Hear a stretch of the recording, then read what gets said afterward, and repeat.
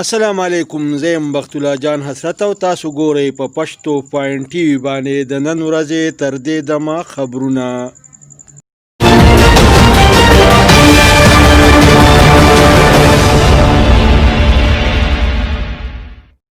ګورو د ټولو اول سر خبرونه.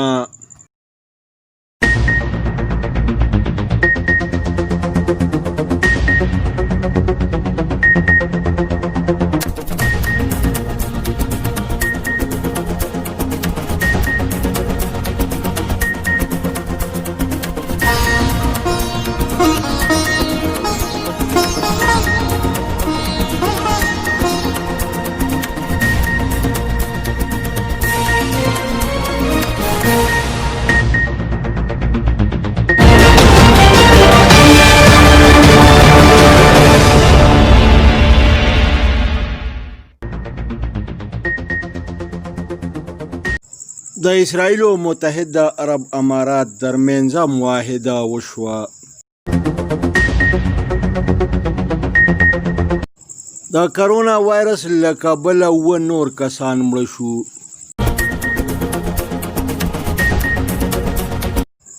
وفاقي او د سند حکومتونه دواړه یو شو. د خیبر پختونخوا وزیر اعلی وی چې د صنعتي ترقۍ دپاره ارزانه بجلی پکار ده. وفاقي وزیر فواد چودري ووی چې بوزدار د پنجاب وزیر اعلی جوړېدی شي نو د بل سړي جوړېدل ناممکنه نه دي. د قومي اسمبلی سپیکر اسد قیصر وی چې په بیل کار روان دی په پاکستان کې به زر سودي کاروبار ختم کړی شي. د مذهبي امورو وفاقي وزیر نورالحق قادري وی چې د میلاد شریف انعقاد د نبی صلی الله علیه وسلم سره د مینې ثبوت دی. د جمعیت علماء اسلام مرکزی امیر مولانا فضل الرحمن ویلي دي چې حکمرانان د اسرائیلو د ناجایزه قبضې تسلیمولو طرف ته روان دي. د جمعیت اسلامي مرکزی امیر سینیټر سراج الحق ویلي دي چې حکومت ته به په فلسطین باندې د سودابازۍ کولو هیڅ کله اجازت نشي ورکولی.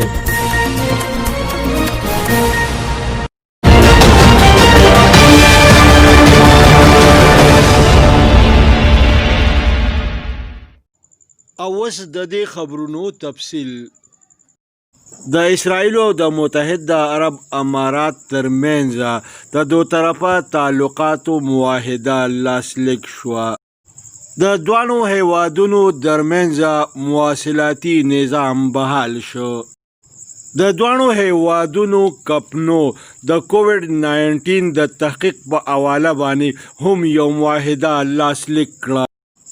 کرونا وایرس په تیرو 24 غنټو کې 7 نور کسان ووژل. دغه رنګې په تیرو 24 غنټو کې 480 د کرونا وایرس نوي مریضان ریکارډ شو.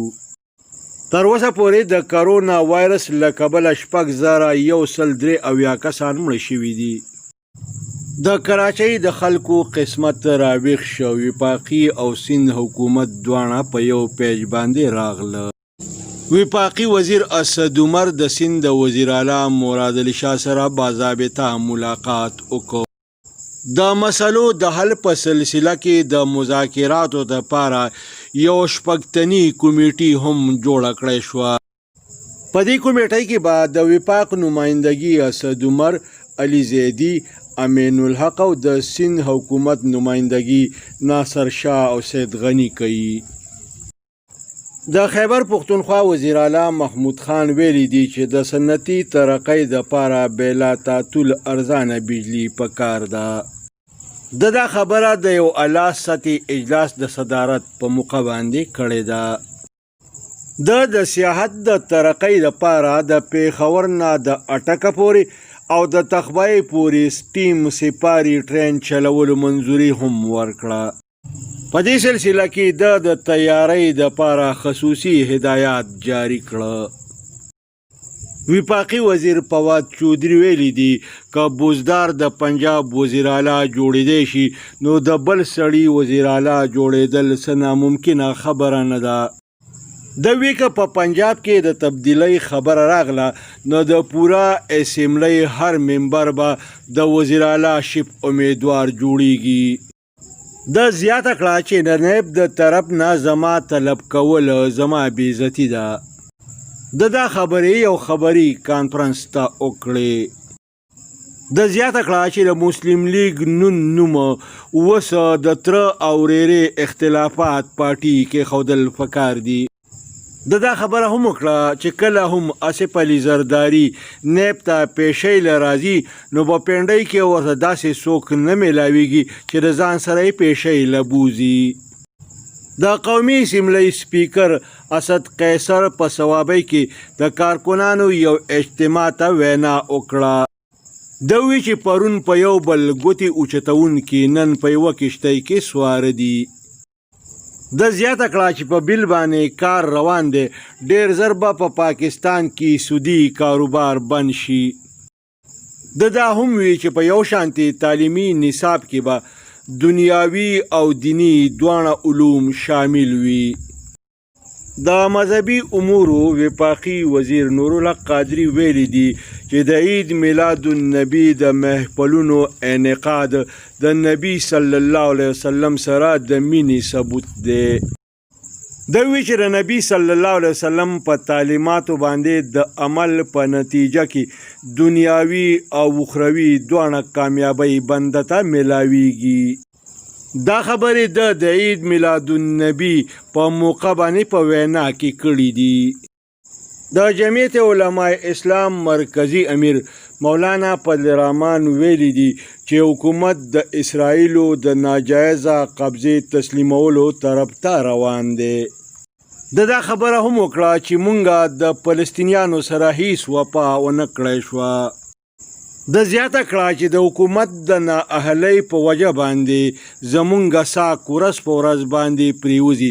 پرون به مونږ دا سوچ کوو چې سرینګر به څنګه اخلو، اوس مونږ دا سوچ کوو چې مظفرآباد به څنګه بچ کوو. دا هم وی چې ملک او حکمرانان نور یو ځای نشي چلیدی. دا خبرې یو اجتماع ته د وینا په دوران کې کړي دي. جماعت اسلامي د فلسطیني ولس سره د اظهار یکجهتۍ په سلسله کې په پوره ملک کې ځای په ځای باندې ریلیانې وویستې. د جماعت اسلامي مرکزی امیر سینیټر سراج الحق ریلی ته د وینا په دوران کې وی چې حکمرانانو ته به د القدس او فلسطین په سر باندې د سودابازۍ هرگز اجازت نشي ورکولی. د زیاته کړه چې د اماراتو اسرائیل ترمنځ معاهدې د امت مسلمه زړونه زخمیان کړه. د مطالبه وکړه چې حکومت دې په فوري توګه باندې د OIC کانفرنس را وغواړي او امارات دې په دې معاهده منسوخ کولو باندې مجبور کړي. د جمعیت اهل حدیث مرکزی مشر سینیټر ساجد میر د مسلم لیگ نون د مریم نواز سره ملاقات وکړ. په دې موقع باندې د سره نور علماء کرام هم شامل وو. دوانو سیاسی مشرانو په دو طرفه سیاسی تعلقاتو باندې او په سیاسی صورتحال باندې تفصیلی خبرې اترې وکړې. په دې موقع باندې سینیټر ساجد میر وی چې په مریم نواز باندې حمله حکومت کړې ده. بلې خواته دوانو مشرانو د اسرائیل او متحده عرب امارات ترمنځ د معاهدې غندنه وکړه. د مردان د مایارو د ډوک پل په مقام باندې یو 15 کلن هلک په اوبو کې ډوب شو. په اطلاع میلاوېدو باندې د ریسکیو 1122 غوتزن ټیم په موقع باندې ورسېده او د ډوب شوي هلک تلاشي شروع کړ. وایي چې تلاش جاری دی خو ولې د دې هلک مړی لا تر اوسه نه دی میلاو شوی. د دې سره د نن ورځې خبرونه پای ته رسي. ښاد او اباد اوسئ. د لوی الله په امان. د مردان په رنګ روډ باندې د رڼا هوټل سره نږدې یو تیز رفتاره موټر سایکل د روډ د سنټر میډیا سره وجنګېده. په موټر سایکل باندې سواره دواړه کسان شدید زخمیان شو.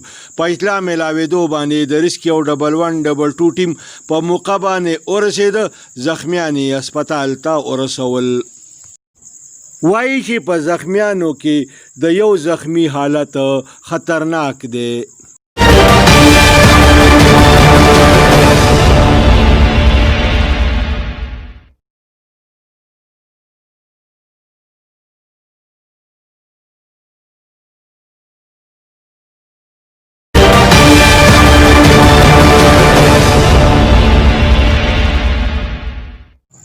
کتونکو پښتو پوینټ ټي وي سبسکرایب کړئ، د ټلۍ په بټن ګوته کېږدئ او دغه رنګې دا خبرونه کتل د خپل ژوند معمول وګرځوئ.